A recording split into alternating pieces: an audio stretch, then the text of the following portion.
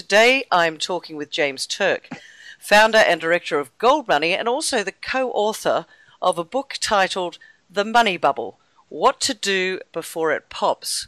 I'm sure we're going to get into the before it pops section. What do you mean by that, James? Yeah, basically what we're using today in commerce is not money in the true historical sense of that word. It's a money substitute circulating in place of money. And what's going to pop is the realization that gold and silver are money. People have lost sight of that, but it's been money for 5,000 years. It still remains money because it preserves purchasing power over long periods of time. And is still useful in economic calculation, which is measuring the prices of goods and services. So we're in a bubble. We're in a bubble where people don't really understand what money is, and the fact that they're using money substitutes rather than money itself creates all types of problems. And we're going to go back to the basics. In other words, it'll be a 2008 financial crisis, but one in which we have a happy resolution for people who are involved with gold and silver. Well, I'm going to take you up on that one because from where I sit down here in Australia, there are the believers and the non-believers.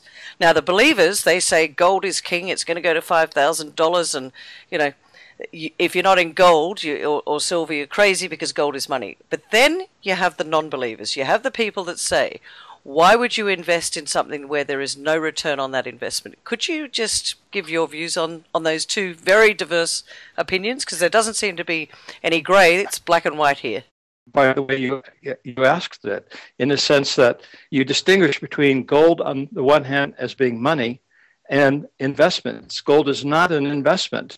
When you look at a portfolio, you have two different components. You have stocks, bonds, other types of investments which generate cash flow.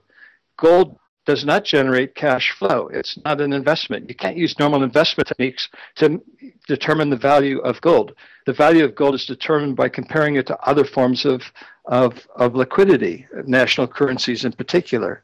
And if you look at what an ounce of gold purchases, for example, crude oil, an ounce of gold today still purchases the same amount of crude oil it did 50 years ago, or 40 years ago, or 30 years ago. That's why gold is money. It preserves purchasing power over long periods of time. But by answering it in that way, it's also clear that it's not an investment. It didn't increase your wealth over that 50-year period of time. It just preserved your purchasing power over that 50-year period of time. And that's exactly one of the key functions of what money is supposed to do. It's supposed to preserve purchasing power, be useful in economic calculation to measure the prices of goods and services, which is clearly the case, as I just explained with crude oil. And it's also to circulate in commerce. Now, gold doesn't circulate in commerce, but that's because you can do two things with money. You can spend it or you can save it.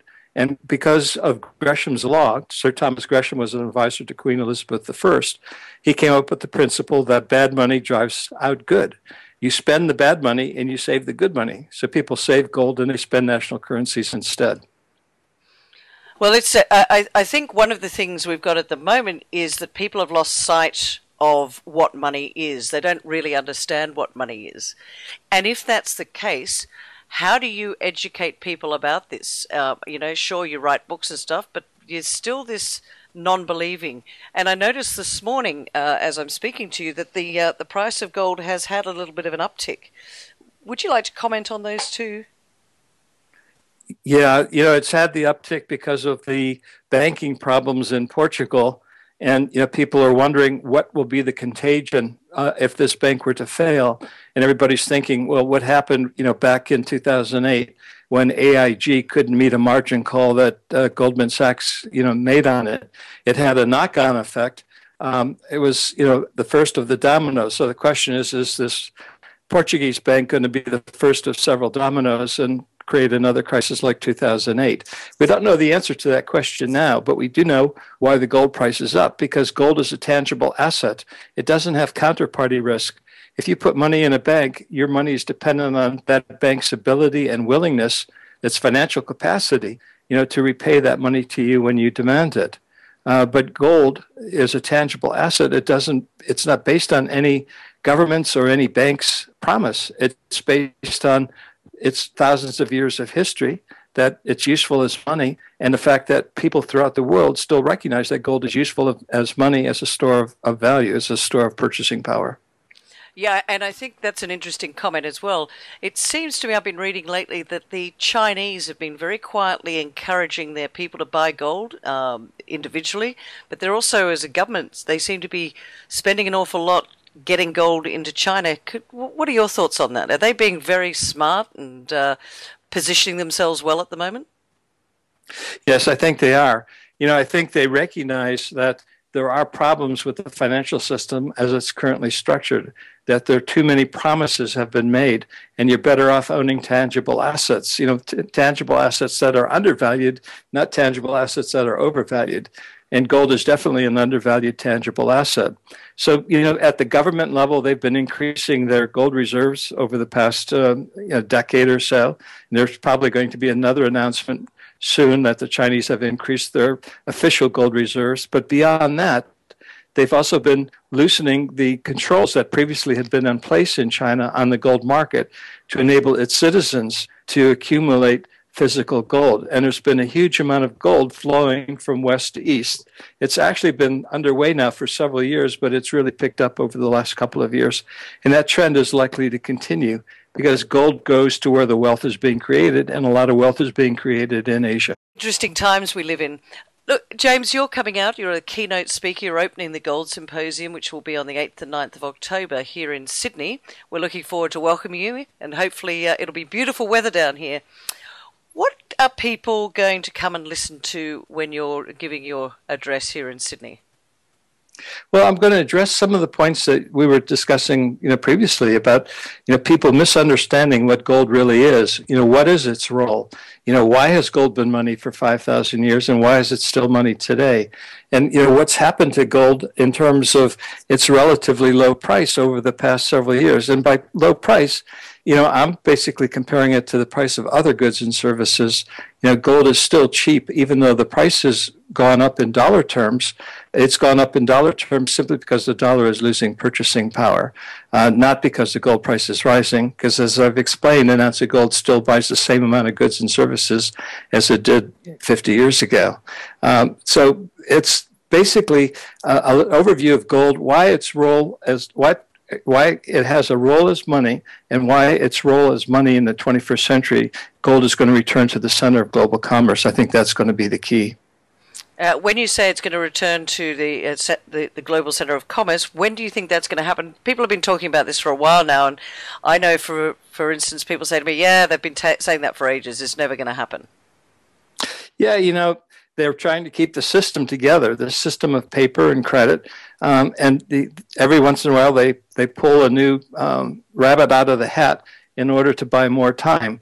After 2008, what they did is they've dropped interest rates to zero. But you can't sustain zero interest rates. You're destroying capitalism. You're destroying the capitalist society in which we live. You're destroying the middle class and the savings that the middle class generate in order to put to productive uses when you have zero interest rates. So we've reached pretty much the end of the game, which is another reason, another aspect of what I'm going to be talking about, looking at government debt, government promises, and the mountain of debt and derivatives that we have out there. And basically, I think the key is what do you do about it at the end of the day? And that's probably the key, most important part that I'm going to be talking about when I get to Sydney, which I'm very much looking forward to.